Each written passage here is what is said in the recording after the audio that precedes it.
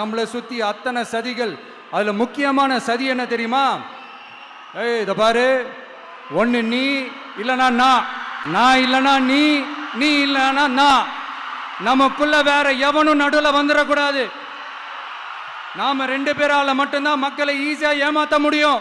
இந்த விஜய் வந்ததுனால நமக்கு பொழப்பே போச்சு. மக்கள் வேற அவனை தான் நம்புறாங்க. நாம வெளியே அடிச்சுக்கிற மாதிரி அடிச்சுக்கிட்டாலும் உள்ள நம்மளுடைய டீலிங் பக்காவா இருக்கணும்.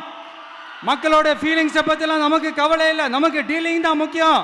மாத்தி மாத்தி ஆட்சிக்கு வந்துடலாம்னு நினைச்சோம், ஆனா அது நடக்காது போல் இருக்கு. அதனால நீ என்ன பண்ற?